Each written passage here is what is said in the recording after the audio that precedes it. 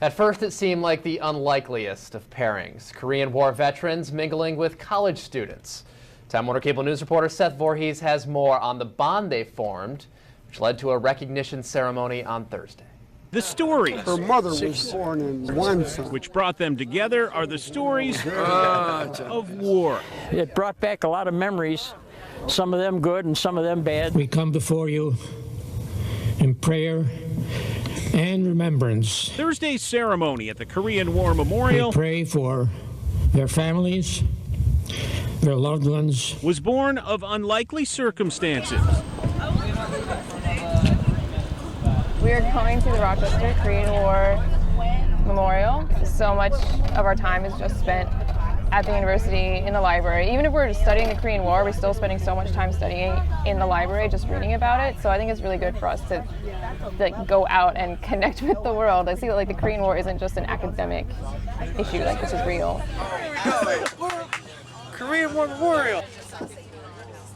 We're going to have a ceremony to commemorate the special, relationship that's developing between my students and these veterans, and how this course has changed their lives, and how this is a chance where we're living the history. We're actually bringing 18-year-olds to meet 85-year-olds, and it's something special, bringing generations together. That's what we're trying to do here. It is a delight to see so many students out here that are interested in the Korean War.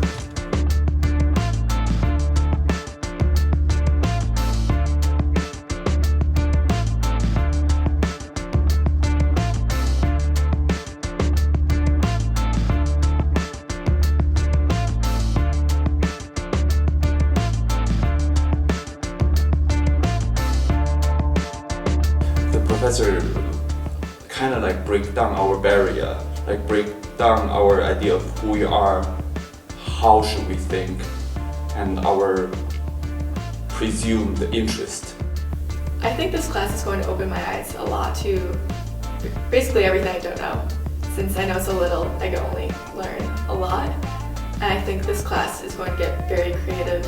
I'm constantly learning in that class, and I think one of the most profound things for me personally is I'm constantly questioning everything that I've been taught, that I've read, and I think that's one of the most rewarding parts about this class. This is just really brutal history. It's war. Yeah. Oh, it's exciting. War is hell. War is hell.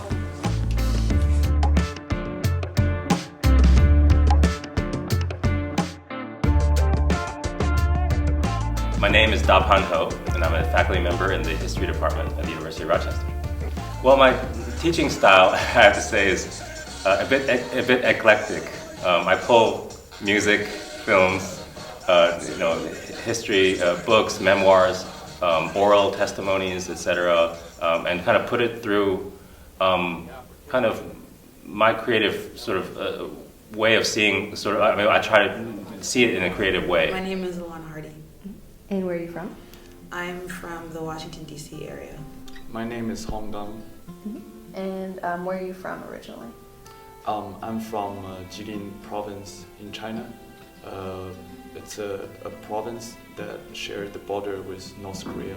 My name is Rebecca Hawley. Cool. Where are you from originally? I grew up in the suburbs of Washington, D.C. and basically lived there my entire life until I came to college. My name is Sabika, you could call me Sam. And where are you from? I am from the east side of Buffalo, New York. My name is Matthew Sisto. Great. And where are you from? I'm actually from here in Rochester, New York. How informed do you feel you are about the Korean War going into this class? Of the war, I have a general knowledge, but nothing extremely extensive. The war itself, going into this class, I'm pretty much as a high school education could give you, really. Mm-hmm. So not too well informed, honestly, because most schools don't really focus on the non-American censored war, so to speak. I feel like I'm definitely more informed than most average Americans because of my major, studying China and Korea. and also having the opportunity to study abroad in Korea and take a Korean history class. I think I only know like bits and pieces about Korean War. I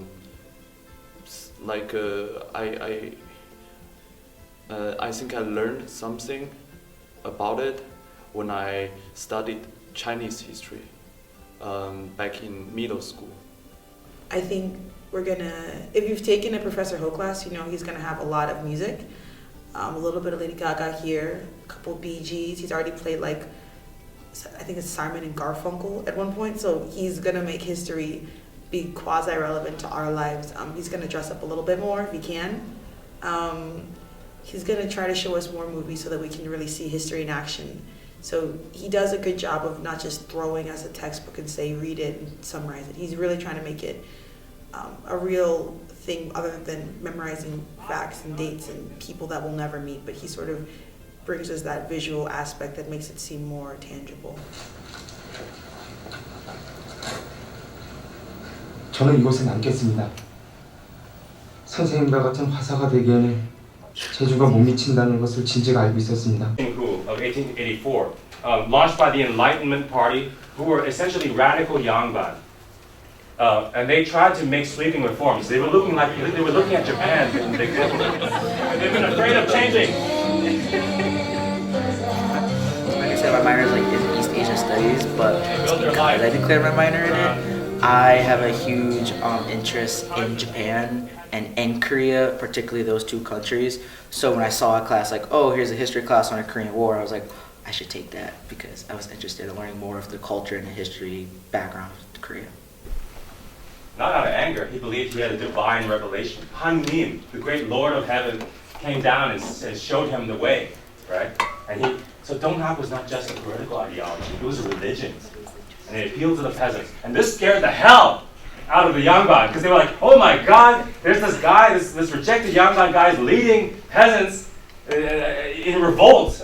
Neighbors or not, but we'll be rearranging furniture so you guys can sit with each other and think and analyze for several minutes before we present. As it says on your handout, each group of four people to a group, will discuss the question. We'll assign you team 1, team 2, team 3, for example, to do that. And essentially, you're going to have to elect a spokesperson to report your findings to the rest of the class and be prepared. Every one of you should be prepared, of course. Having come to class, done the reading, you should be prepared to answer and ask questions, as well as defend your points, the points you want to make. So, his mother remarried, so he couldn't take the Yangban exam. So he's a rejected Yangban. So yes. Because of that, he had resentment and wanted to rise up against them. Well, what would you do? Suppose you spent like 20 to 30 years studying for the exam, and suddenly you can't take it. I'd be mad at my mom. Well, he was angry at a lot of things. And meanwhile, the West was knocking at Korea's door, so he had a lot to be angry about. So if you're walking down the street sometime, spot somehow ancient ass, please don't just pass them by and stare, 'cause if you didn't care, say hello in there. Like as a lot of young people in China, I consume a lot of cultural products from Korea, like the Korean drama, and that really also made me more curious about this country and its past. Being aligned with MacArthur, I may got a better career opportunities, which I think I missed out a lot. I don't think I'm any worse than General Patton or Collins. I'm so good. I'm just so good. So I need a chance to prove myself. Do you think the Commander-in-Chief is absolutely correct? Yes. For everything that he does? Yes, and I believe if I agree with him, I will get like a post, I will have a battalion and division and army, so I can get in and fight some Asian people. Surprising Canada. Those Asians. General to his mother, followed him everywhere. The ultimate helicopter parent. I have to go away and become Emperor of Japan. I gotta go to Tokyo. I know I have to leave the United States and spend the rest of my life in Japan.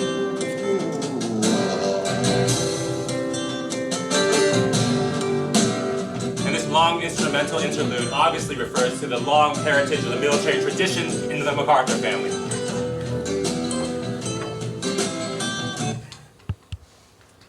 Oh, I love the role-playing exercises. It's better than a general discussion, which it's almost like he tricks us. It is a discussion, but it feels like so much more fun because we get to take on this role. And then I got to be Truman, which is kind of scary. It's like I took on all this responsibility when I'm actually not the president, but it kind of felt like in that moment that I had this key role to play out, and it makes you think from different perspectives as well. And it's a really fun way to do that. It forces you to take that on and not to just voice your opinion, but kind of understand more like why someone would have had that opinion, why they would have fought for it. So I think it's a great tool. In general, I love this class. It's one of the few classes I really look forward to coming to every day. And the workload was a lot at first, but I think I'm getting better at keeping up with it, and his enthusiasm is contagious, and I'm so happy that I decided to stick with it, because at first I was very nervous, but I'm glad to be here. And so now, we unveil the DMZ project. Today, Korea appears to us as a divided land. North and South Korea show up as tenacious, wary, warring nations. Not quite at war, but never quite at peace. The ironically named Demilitarized Zone, or DMZ, between the two Koreas is in reality the most heavily fortified border in the entire world. Like a sort of Great Wall of Korea, it bristles with watchtowers, razor wire, minefields, rockets, and artillery, not to speak of the latest nuclear weapons. On this border, which is just 151 miles long and 2.5 miles wide, 1 million troops stand armed to the teeth and ready to kill or be killed. Former US President Bill Clinton described Korean DMZ as the scariest place on Earth. But we should not forget that Korea was once a proud, unified country with a dynamic civilization that lasted over 1,000 years prior to its division. Korea was once a united presence on the world stage from the days of United Shilla, as early as 668 AD. And continuing from that time through the Goryeo, that is the 935 through 1392 AD, and Joseon periods, that's 1392 to 1910. Korea during these times repelled invasions and interventions from both China and Japan, a proud, independent, unified country. In 1910, the Empire of Japan annexed Korea as a colony in what the Koreans call Gukchil, or the Day of National Shame. In mid-August 1945, Japan was defeated in World War II, and Korea was at last freed, however only conditionally. The Soviet Union occupied the northern parts of Korea, and the United States occupied the southern parts. In mid-August 1945, two young American colonels, Dean Rusk and Charles Bonesteel, were tasked with finding a place to divide Korea. They looked at a map and chose the 38th parallel as a suitable dividing line because it would give Americans the control of Seoul, the capital of Korea, within the American occupation zone.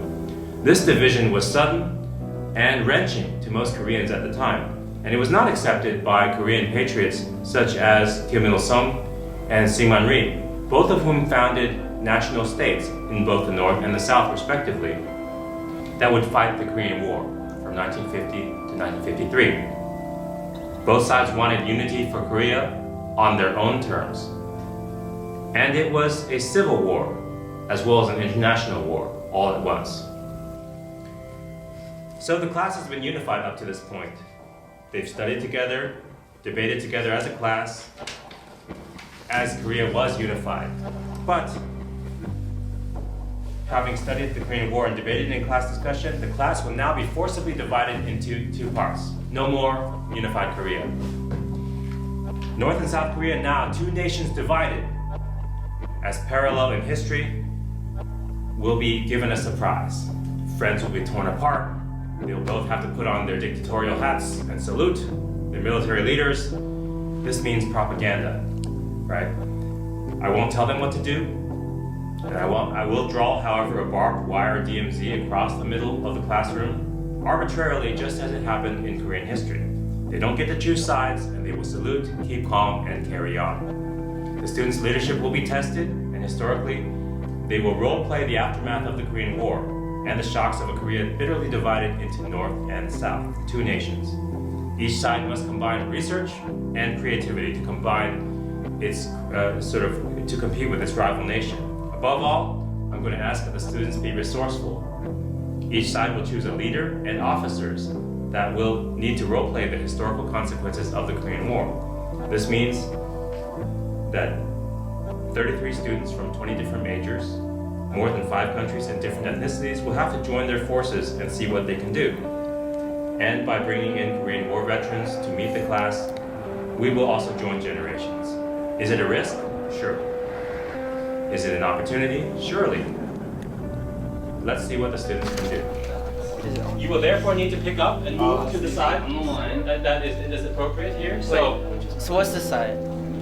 This is the left. This is north, and this is south. So, all right. Get up and move.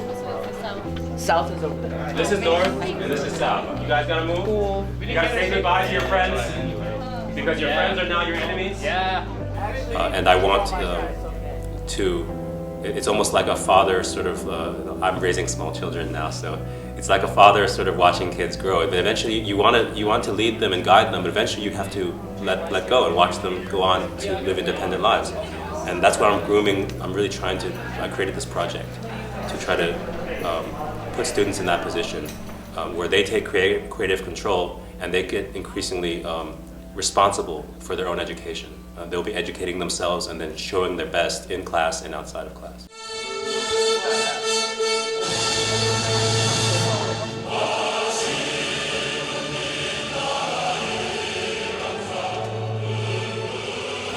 So effectively, the students are going to be called upon to act out and to sort of really embody and imagine themselves into the two sides that ultimately sort of the legacy of the Korean War leaves us with these two states, North and South Korea, that are stuck in a really uncomfortable kind of awkward stalemate, right? They can't live with each other, they can't live without each other.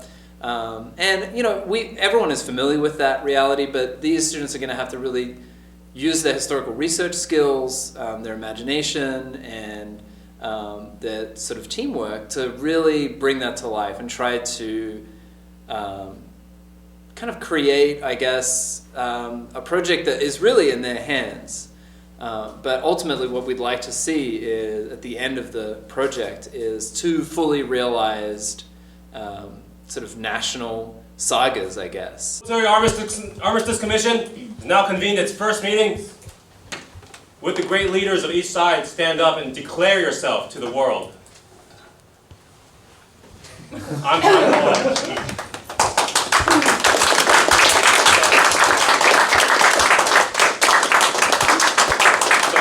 State your name so everyone knows who you are. My name is Kim Il-sisto, and I'm a great leader of North Korea. Okay. The only Korea. My name is Hee Becca, and I am the great leader of the Republic of Korea. Yeah! We have a tendency to encounter North Korea in particular in a sort of almost, as a kind of parody, right? It's so often reports come from North Korea that seem absurd and comical, and our initial reaction is to think they're crazy. But on some level, it must make sense, and that's, I think, something that I'll be interested to see how they encounter that and really start to internalize and develop an appreciation for how the things that we find outlandish about North Korea are actually very much explainable from within that culture.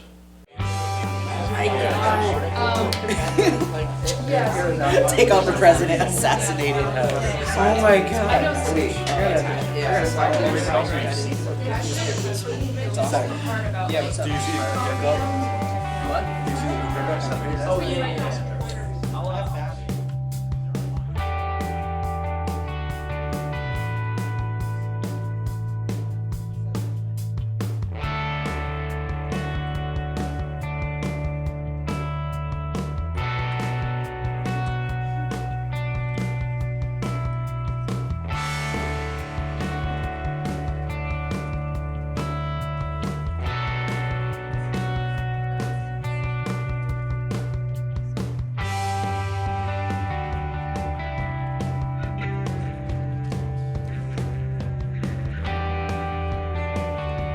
Would the guards from each of the respective sides approach the Panmunjom?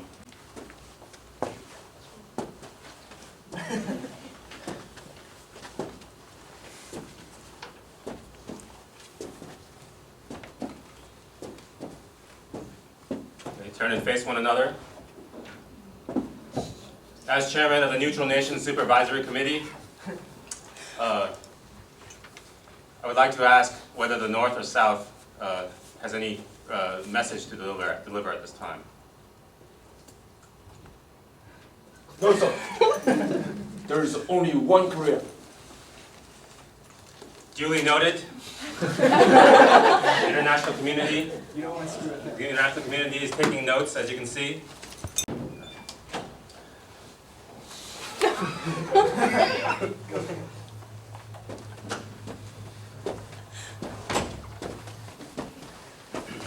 Go.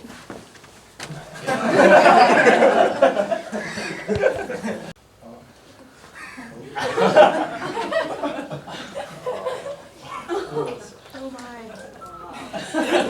DMZ project is on. Though our brothers across the border proved to be quite worthy adversaries, we call into question a few of the tenets of your argument. First, you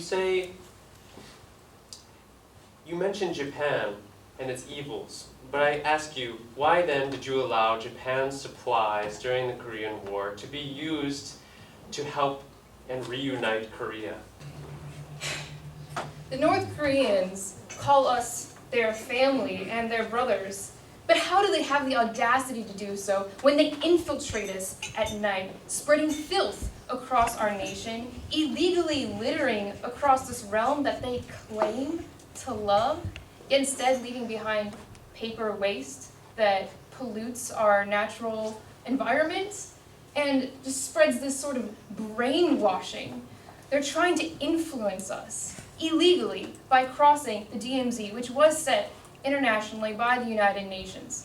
But they have no regard for international law, they have no regard for the environment, and they have no regard for the independence of the Korean people. Is that end holding up okay? Oh dear. No.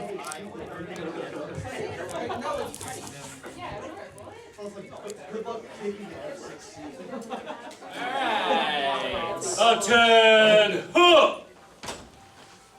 Military Armistice Commission is now in session. Representatives from both sides approach the guard post here in Panmunjom, Peace City, Peace Village of South Korea, in the border of North and South Korea.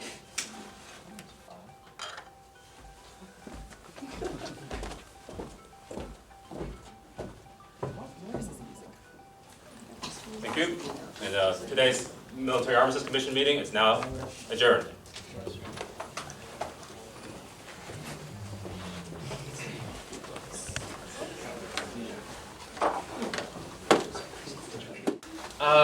You say you're uniting with the United States and other countries around the world because you feel this is necessary, but I believe it's more that they control you rather than uniting, and you believe you're uniting with them. It's rather a dictatorship under which you are controlled by the West's policies, specifically the United States. And we have no need to be bribed into the policies of democracy with sweets. My people know what they need to know already without bribery. Also, you leveled the claim that we are insane, but I would say we are only responding logically to how we've been treated in the past by Japan, the United States, and South Korea. To the loyal citizens of the Republic of Korea, I would like to commend you all in your bravery and the courage you have shown as we are rebuilding our nation in the aftermath of this terrible war. Now, many of you have witnessed the United Nations forces, including many Americans, traveling throughout our great land as they work on rebuilding missions and as the UN is sending peace forces. We are uniting with these international forces. We are no longer a hermit kingdom, but we are a new Korea, a better Korea, going out into the world. I would essentially advise them to get outside their comfort zone. We have a wonderfully diverse set of students, 32 students from more than 20 different majors. I counted myself. And there are some computer people, there are people who are history majors, there are some who are artistic, you know, taking that smattering of skills and putting it together, I think is I would advise them to really dig deep and try things that you might not be good at doing. Let us join together under his great leadership and let the tiger of Asia rise once again. Long live North Korea, long live Kim Il-sisto!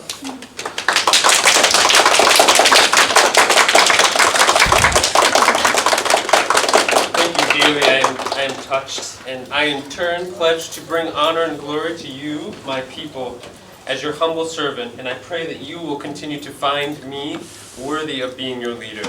And I hope that someday we might soon be able to bring this benevolence to the people of South Korea. Like these flowers, these young girls will soon blossom into loyal citizens of Korea under the guidance of the people. And I will cherish these flowers as a symbol of this. To the Koreans on the northern side of the DMZ, it burdens my heart to see this fanaticism, this religious cult to which you have all been subject. I'm also concerned that your so-called great leader apparently does not know the difference between oranges and clementines. And I'm concerned as how he obtained them, since the North has no access to the orchards of Jeju-do, where of course the clementines are the sweetest and most fragrant in all of Korea. So basically, I could just like order from Target, get like, you know, bags of like candy, whatever. They don't get any. No. We eat it. You know, this is only for us. Yeah. We throw it at each other. If we're feeling generous, maybe we can give a single piece of gum, you know, at our UN exchange. As long as it doesn't go to the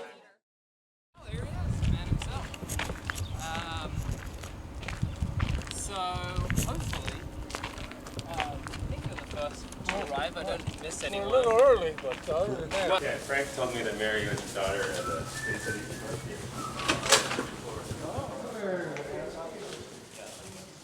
Oh, there's a bunch of them here. Good morning. Come to me.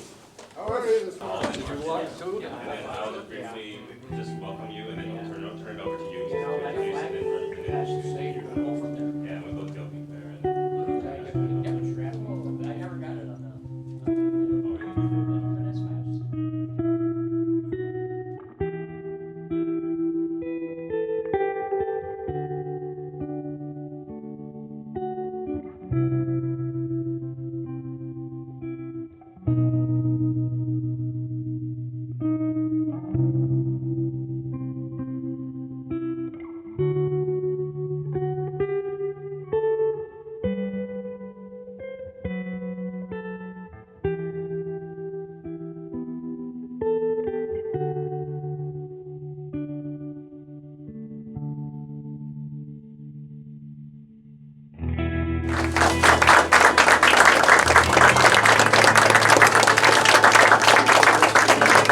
My name is Roger Hill. I'm a Korean War veteran.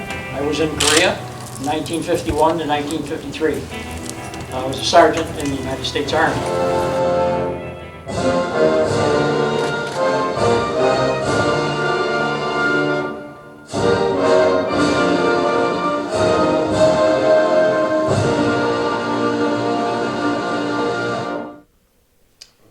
We are Korean veterans from Monroe County Chapter 58.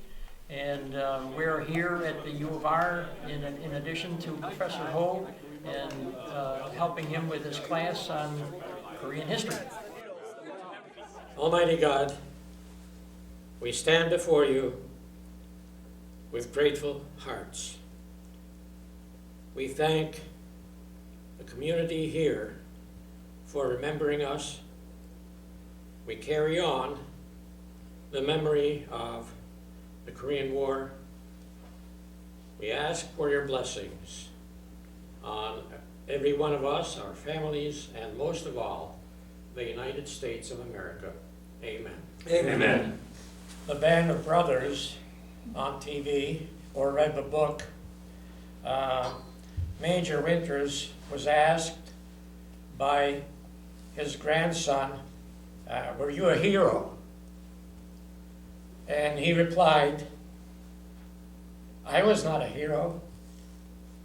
although he got the Distinguished Service Cross. But I served amongst heroes. And inside the pit was maybe 50 or 60 Korean children, old men, women, men, everybody. The North Koreans had butchered the whole village. And when we found out about all of this, you knew why you were there. It really made sense why we were there doing what we're doing. So it was a great honor for me to be there. It certainly meant so much to all of us that were there, that people care of what we did. You honor us, sir. I mean, like, just the fact that you came, that's never happened. If you want to just take out one of those, the Rochester Currents that just show this. I'm really not dressed for this. Oh, neither am I. Look at my messy house that we're sitting at my dinner table. Don't worry about that. Oh, it's terrible, but yeah, just that right there, that's living history. The men were there. They came to our class. That's never happened before in the history of the University of Rochester. In reading, Yeah. In reading this article and looking at the pictures and everything, it's just a step forward to, honoring the men that fought there, not just us, but all of the men that were there. And we, had bad times and we had some good times. And I got to say that meeting you guys and doing what we're doing is really a good time.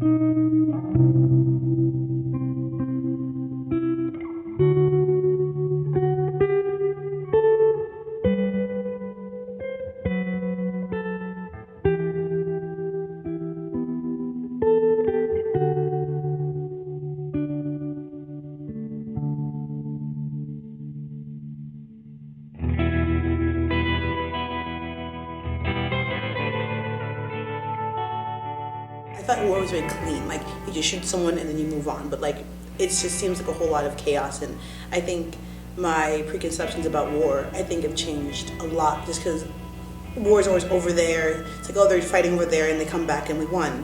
But just going through the day by day for each of the soldiers, it just seems like it's just like one of the soldiers was quoted by saying, "God, just please give me tomorrow." Like, it just seems like the sheer desperation. It makes it more realistic and more tangible rather than like numbers and statistics. It just seems very much like the soldiers' personal accounts make the story more raw and more just interesting to learn about. Has this class influenced the way you think about contemporary politics? Yeah, I think it certainly does. It kind of teach me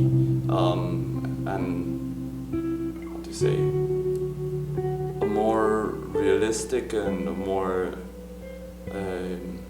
open mindset to approach a political issue.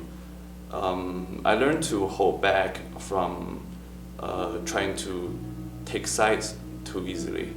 I no longer try to see, okay, who is the good guy over here, and sometimes I stop trying to find who is the good guy, but focus on like what are the interests of the actors involved, and I assume they have their own goals, and it's hard to glorify one party and to dehumanize the other.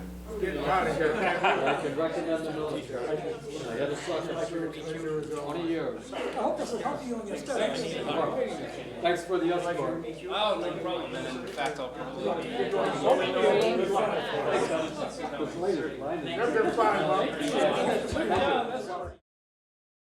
So there was some propaganda shared today, some pretty nasty stuff about the people's, about South Korea, from North Korea.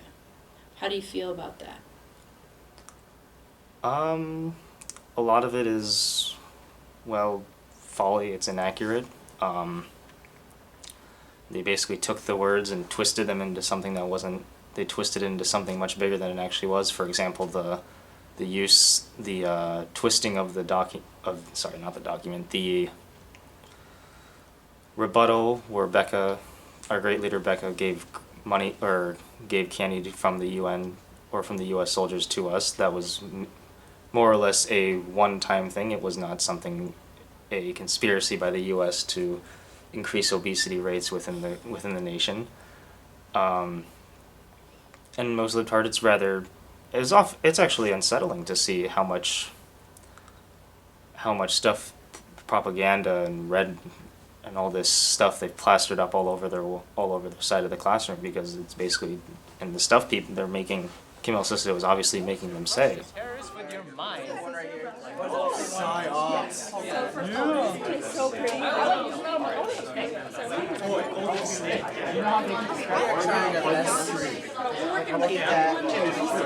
Okay, so our propaganda for South Korea is that we're putting up nature and tourism sites, while North Korea is going like dictatorship. We got the beautiful nature landscape that is our beautiful nation, and putting up to show how, one, beautiful how South Korea is, and two, how different it is from the North. Like, while they're prospering, we're prospering in different sorts. She's poisoning the house. That's all. Tell us everything you know about what's going on inside the North Korean government. We're planning to send out news reports to show how wonderful North Korea is and how terrible South Korea is suffering under the imperialist American rule. Is there any plans to overthrow the North Korean leader? No, not at all. We are grateful that our great leader is ruling us. We have gained our fruit today by the great leader. Well intact, we rule ourselves. We are not at the mercy of the American imperialists.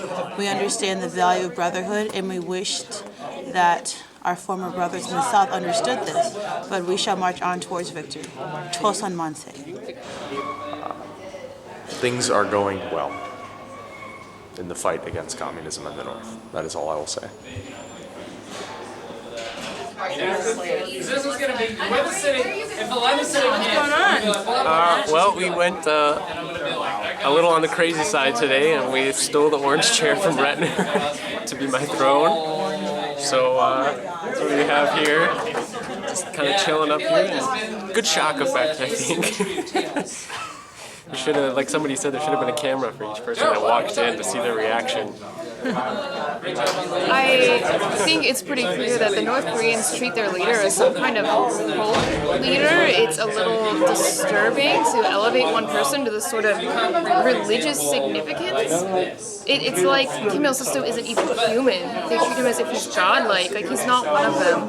And as the leader of the Republic of Korea, I know that it's important to be one of the people, to be in the cities, to be in the streets, to be with them and among them, understanding what they as citizens need from their government. And when your leader is treated as a god or a cult figure, that's just not possible. I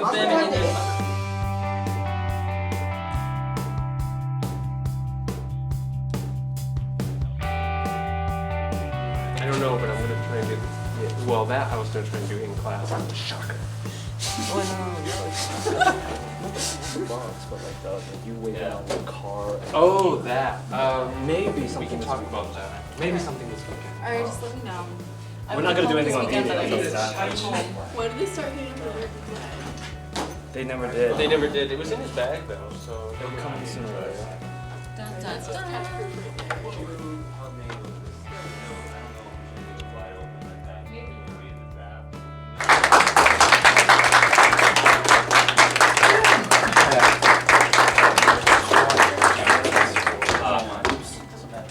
Thank you for coming. We've actually prepared a seat for you here, just because I know it's really, excuse our sort of classroom role play project. I'm just trying to get people to live the history. I live in the States about almost 8 years.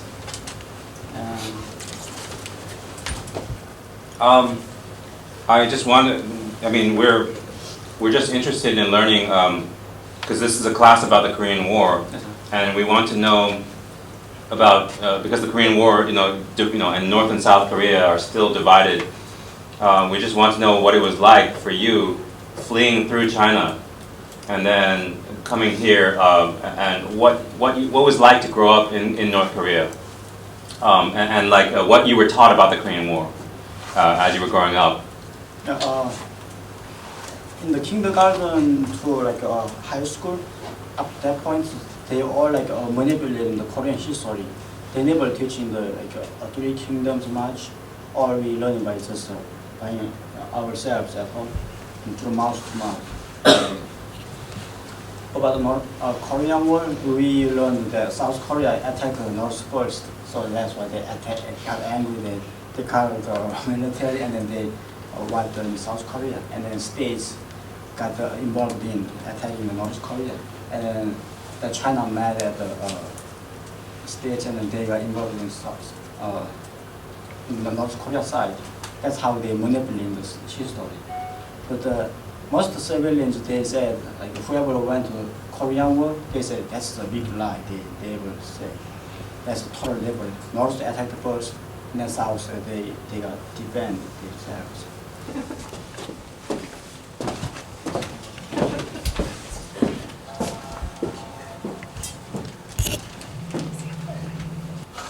$10.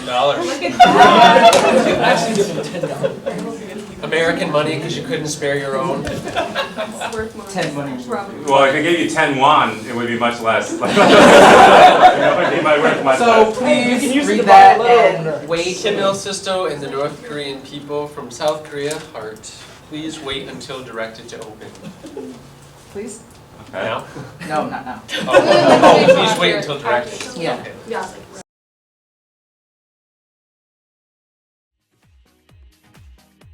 A great leader and a model. How do you do it? They often ask me. What is it that you expect of me? I reply. Well, to be the face of the people and guide us to the zenith of Juche. Our fate rests on your shoulders. We're always counting on you to lead us forth to greatness. That is how I do it, I reply. It's quite difficult to be a model and lead the people at the same time. I always need to come up with fresh looks in order to keep the country motivated. Recently, these looks include itinerant Juche, for those ceaselessly traversing the country and globe, spreading Juche. In the tiger's teeth, a look expressing that we carry forth courageously against the American imperialists. And winter bliss at Mount Kungang, expressing the beauty and paradisiacal nature of this popular location even during the bleakest months of winter.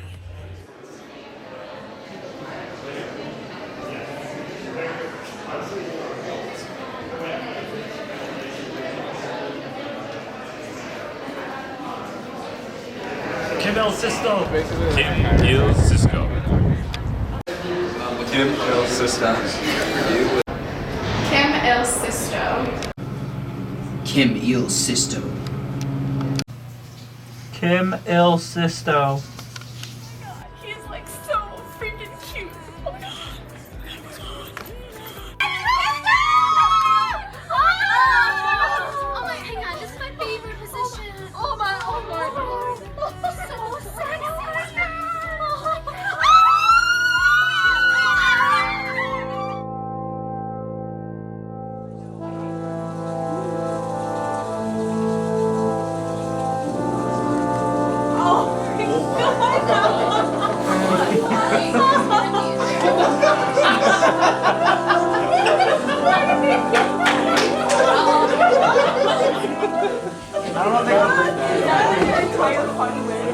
Yeah. See, they don't have enough technology to move that. Oh, be careful.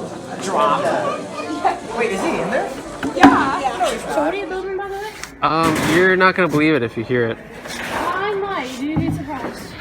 So I have this class where we are studying the Korean War, and we appropriate both sides, South and North. So it's like a role playing at the beginning of the class. So I'm the leader of the North Koreans, and I have to die on Tuesday. We're building a coffin. I told you wouldn't believe it. It's kind of morbid, but I know. You guys just made my day. I would have never thought I'd hear that from someone here. Well, I would, but I think I'm going to make a change too at the last minute and make this one 26 wide instead no, of I 24. can't. Darn it. I'm going to rinse your bar.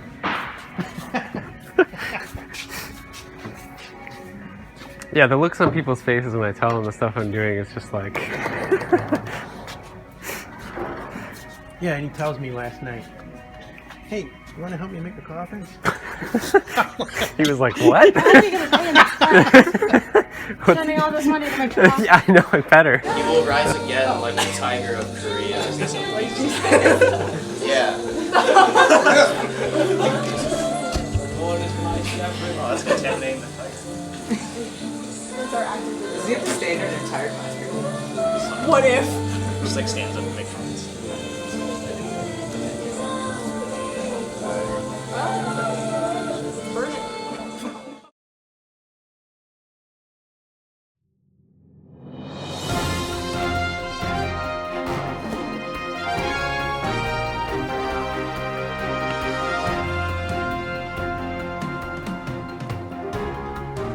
Good evening, viewers. Today we're going to catch you up on the latest news. As many viewers will already be aware, protests have shook the nation. These protests call for democracy and change for our nation. Go home, Imperial! Go home! Reunify the country! Reunify Korea! Go home, Imperial! Reunify! Go! Following these protests, a major event occurred that did change the fabric of our nation. The assassination of our previous leader, Park Tae-hee, by their own KCIA members. Tragic. We have been sent the recently discovered footage of this assassination for our viewers and will now be showing it to the public.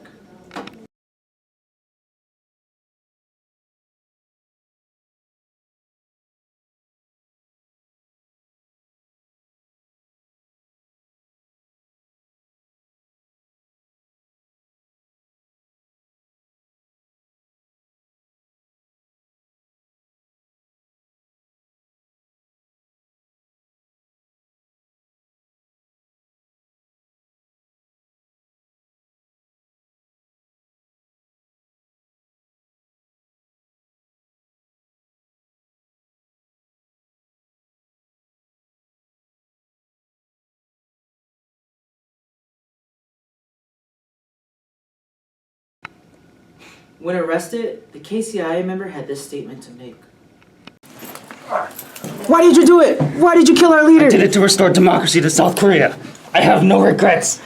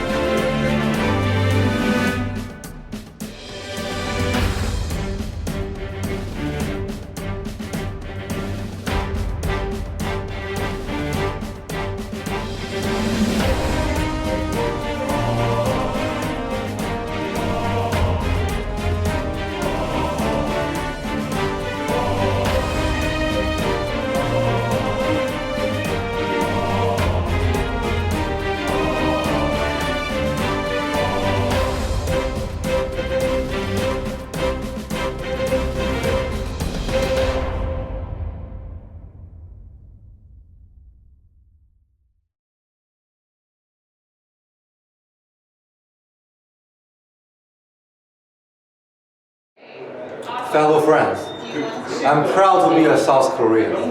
You know why? Because in this country, we're living under a democratic system. We can freely express our views and opinions without getting penalized. We can purchase the goods manufactured by one of the best enterprises in the world, like Samsung. And I'm proud of my country. Please join us. I love South Korea because through the efforts of our people, we were able to achieve democracy. And I live in a beautiful, prosperous nation. I love Korea for many reasons. I love the music, I love Korean pop, I just love being able to express myself. It makes me feel like I can be who I want to be when I want to be. I stand with South Korea. Unlike my brother in South North, I have the right and the privilege and the honor to speak my mind as a free human being. And I wish these principles to be shared by my brothers of North in the future. Thank you. I am South Korea. I am a proud citizen of this beautiful, prosperous, working hard nation. We do not claim to be perfect. It is its people, such as I and more, who make this country and take strides towards making it a perfect nation. It's beautiful. And I hope and I will continue working hard of being a proud South Korean citizen and making it and maintaining our nation like that. Again.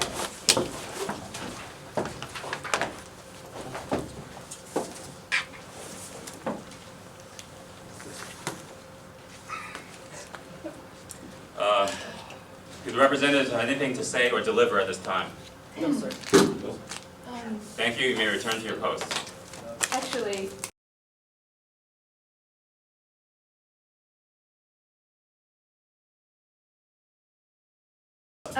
due to the fact that our neighbors to the north are currently enduring a very severe famine and time of hardship, we do have in the south, from our plentiful fields and hard-working people, bountiful amounts of rice that we would be happy to share with our northern neighbors. Would the North Koreans like to accept this generous gift from the rice fields of your Republic of Korea? I'm calling you, maybe. I have plenty of bountiful food here. I'll show you. That's your time. Look, I brought rice for all of you. Historically accurate.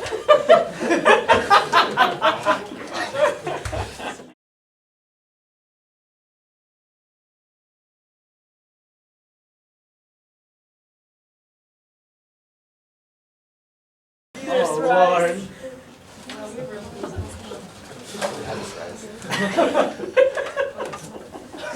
It's real, and it's not dry. So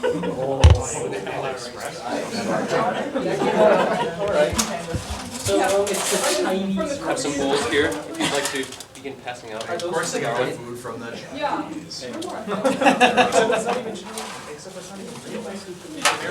Pay the stamped Chinese rice.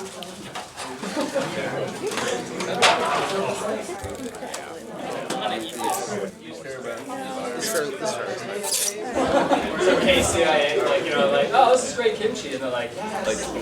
I think first everyone started out with this like somewhat like a joke, and still do it. But then as time goes, it's really, even it's not for everyone, it's for me. It's revealing another perspective that we feel we just grow into as the course goes. Why did you defect from North Korea?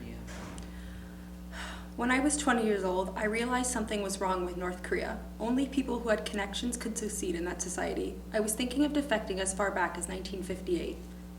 Did you attend school in North Korea? And if so, what was it like? I went to elementary school, which was 4 years. The school system is pretty similar to what we have in America, but the difference is we have to wear uniforms every day.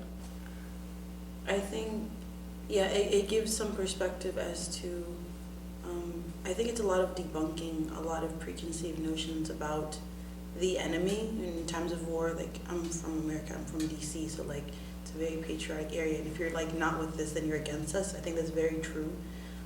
Or how we teach politics, especially if you're not with us, you're against us. So I think it's a lot of realizing that, you know, the North Koreans, like, they are doing some pretty horrible things, but in times of war, everyone's forced to follow orders and no one really gets a say in the matter.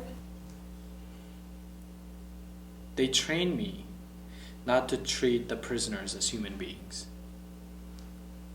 If someone is against socialism, if someone tries to escape from prison, then kill him.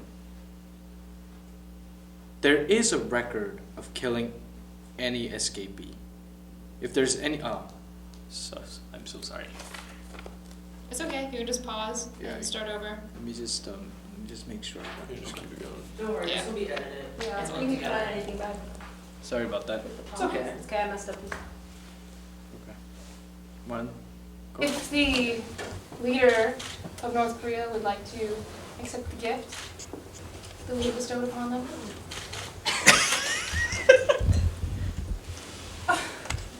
It's a bomb.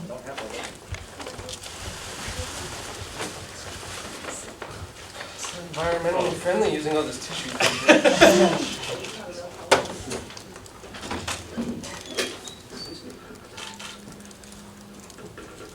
It says best frenemies, check one, yes or no. Nice.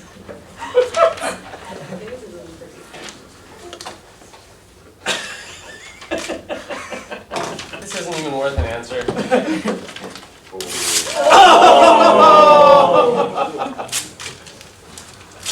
I put it back in the bag? Hey, that costed 25 cents. That's your food for a week. I'll be recycled. You think that some silly little paper is going to help unify us? You think that just because the US forces have left, that it's really going to make a difference? I don't even know what to say. You're all fools. You think that...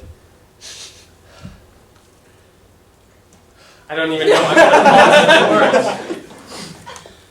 You think that because the US forces leave, that suddenly we're going to have some kind of special little like gathering about, you know,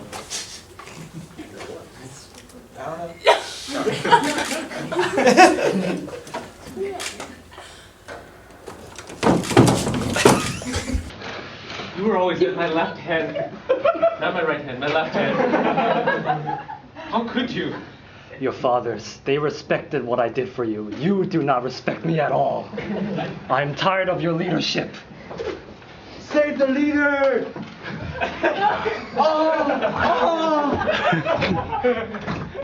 My darling, put the gun down.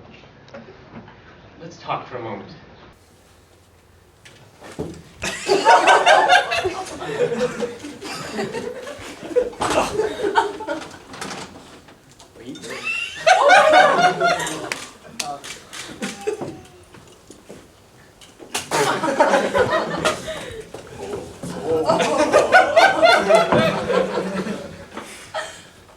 Korean brethren, this is now my throne.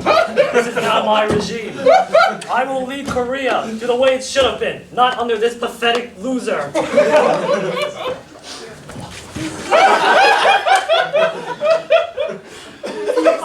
Shot him.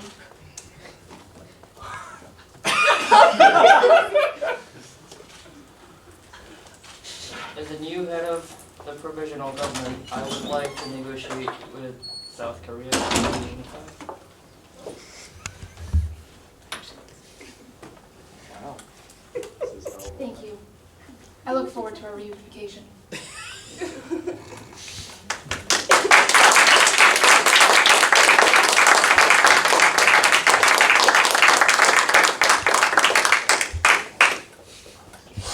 I have something to share with you. A message.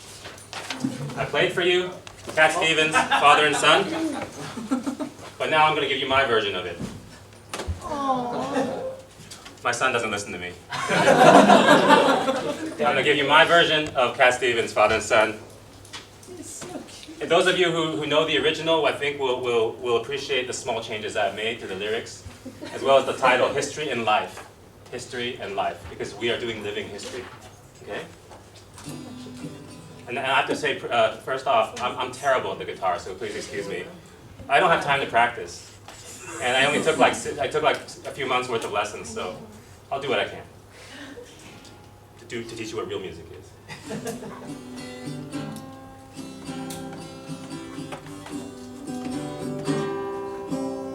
It is time to make a change for world peace, for Korea. You're still young, that's your strength. There's so much you have to know. Find a job, find a passion. If you want, you can teach history. Oops.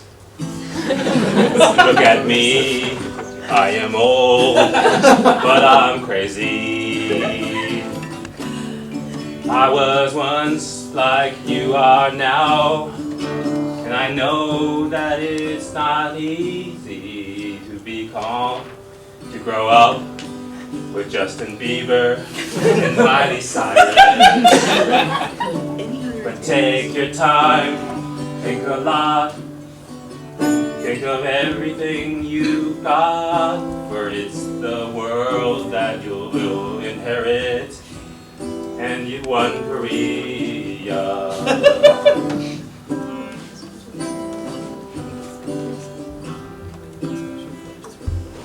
We need to fight for world peace, real music, and no bullshit. It's always been the same old story.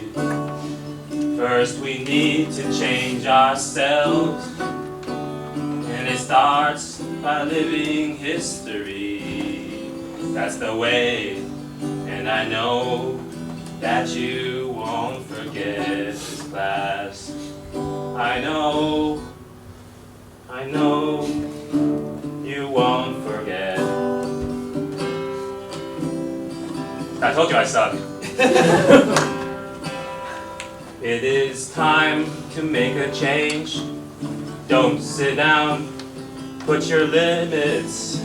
You're still young, that's your fault. There's so much you have to go through. You will make it if you try. Don't give up, you must struggle. Look at me, I am old, but I'm fighting. All the times that we've laughed and cried together in this class, it's hard to say goodbye, and I know it. Just remember what we've learned, and then never stop learning more. That's the way, and I know that you won't forget each other. I know you won't forget.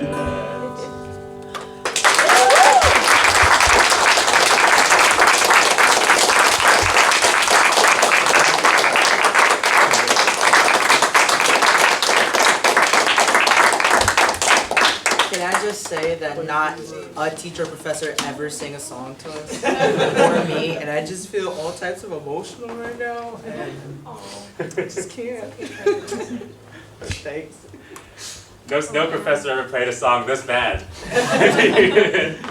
And the real shame of it is we've got the Eastman School of Music right there.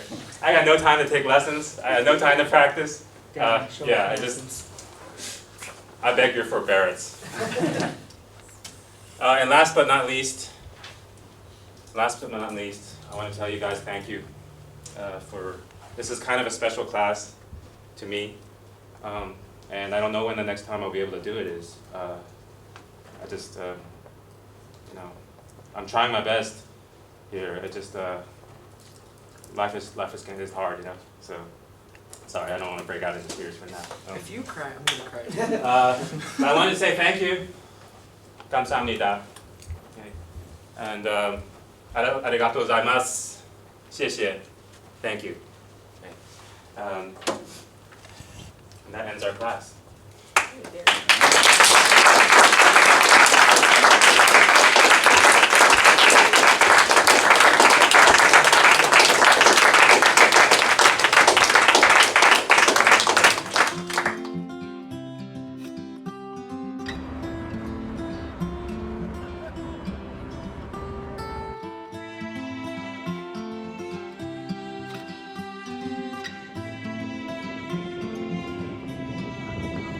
I remember my mother and father constantly reminding me that despite all the pain and politics that were involved with the war, you can never forget the American soldiers that fought for us.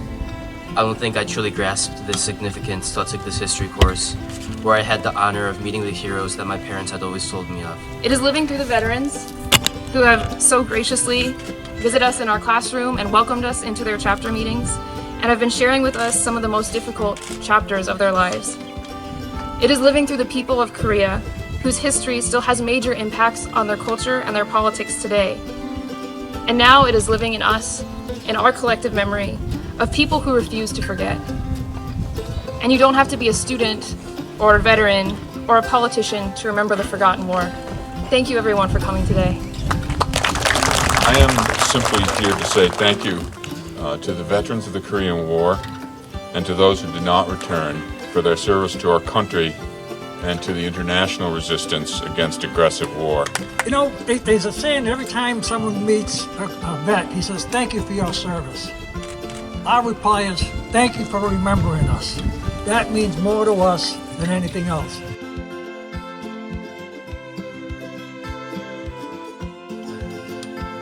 Truer than any statement we might make, our presence here today is in itself a profound statement. I'd like to conclude our ceremony with the last lines of a poem by Lieutenant Colonel Richard Kirk, 2nd Infantry Division, U.S. Army, entitled, I Am Not Forgotten. The closing words.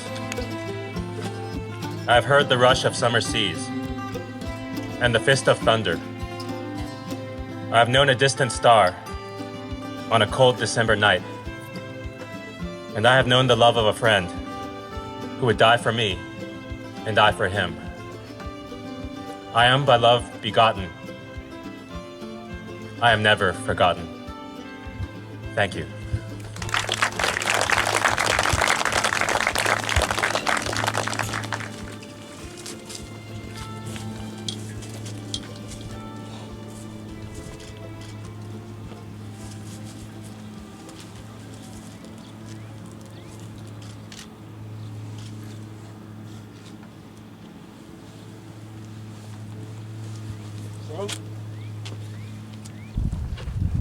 Once I came home, I didn't talk about the war.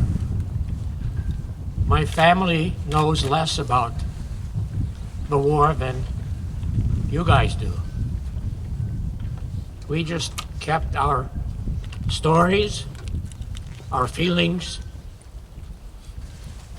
contained. Those who know about psychology could probably tell me why we do that. But it was interesting to go through the range of emotions being with you guys, and especially being interviewed by Rebecca. I had to remember things that I didn't want to think about. And that's helpful. Thank you for remembering us.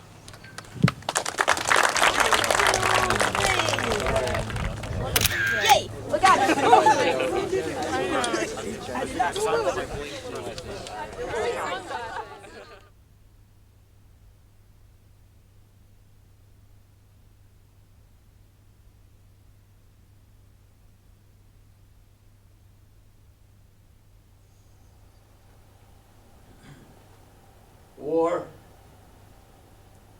as hell.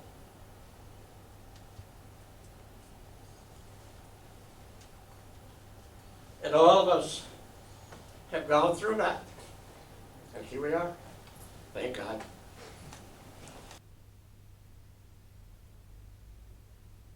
I'll let you get like a couple photos of this.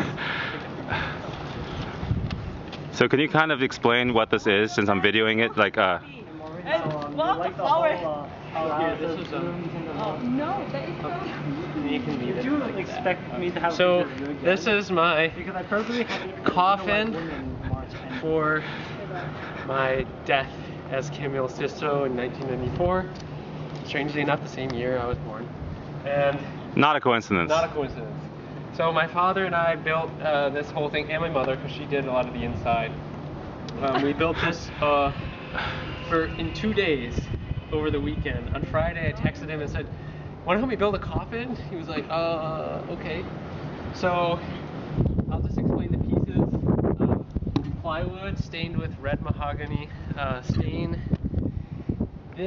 All this stuff here, these gold and everything, those are floor. These are for floor molding, and this is crown molding for a ceiling. That's just a bar. These are those assistance bars that you see for like elderly people, and they're good for 300 pounds each. So we put 6 of them, and it was easy enough to carry me. The inside is. You're like putting water on your face? Yes, You could like open your water bottle and I was like, is he putting water on his eyes? You're freaking vampire. You're like rising from the dead right now. Kim returned. Kim Jong-sisto.